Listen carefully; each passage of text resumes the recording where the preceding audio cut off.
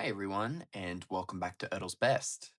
Today we'll be looking at the silver guy himself, Spencer. Okay, so you all voted for Spencer for the next installment of Ertls Best, and thank you for everyone who contributed. If you want to be included in future polls, please subscribe to the channel, and these will be put up in the community tab. That being said, feel free to comment below who you would like to see next. Anyway, that aside, let's get back into Spencer.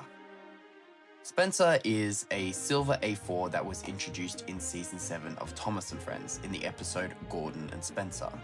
Notably, he stands out as quite a strong character with a rather cocky personality, and is one that can rival Gordon, which was a great character trope that would continue till the end of the show.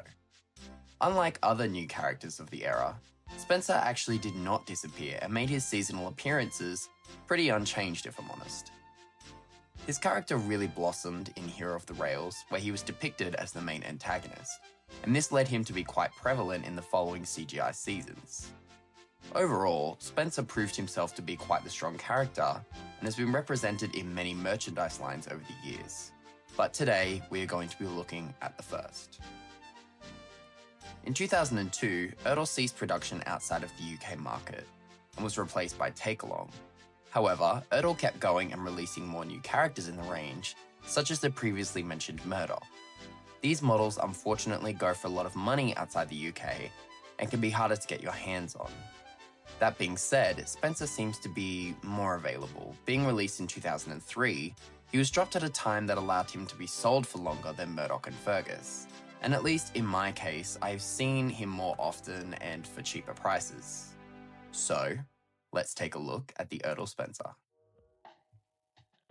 First impressions on this one are great, to be honest. Spencer is visually really interesting, as his shape and colour aren't really seen on others. The silver paint is really nice, not too chrome, but has a subtle sheen to it that I really like. Notably, he's in great improvement over Gordon, at least in the chassis. The larger drive wheels really help in making Spencer seem larger, and I really wish they did this for more, as they look incredible. This is partially why I'm using the Bandai techs for Gordon and Henry. The side rods also have really great detail and show the pistons overall really solid. Smaller details like this really lift the model to make it look less toy-like. The tender is notably well done, with great detail even at the very back, with handrails and the coach connection.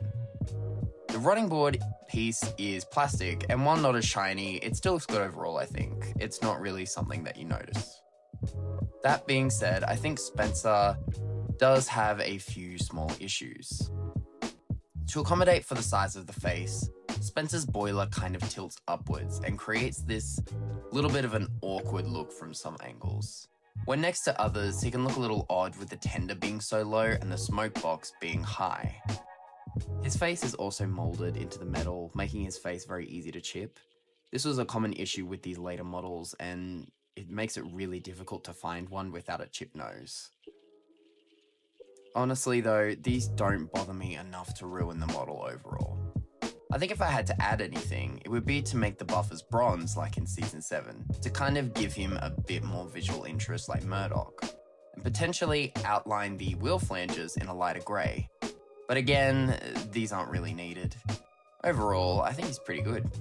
I wouldn't say he's better than Murdoch, but definitely a very strong step up from some of the earlier models in the Ertl range. I would pick him up, again, not for a really high price. You really shouldn't be overspending on these. But I think that's all I can say about Spencer. Let me know what you guys think, and what would you do different if you designed Spencer.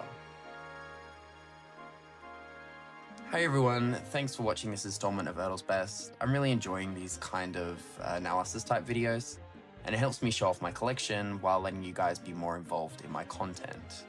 I'm still thinking of who I can put next in the polls. I think I'll cycle through a few and have a look. I kind of want to do one that's an early release and not one of the UK models, so let's see.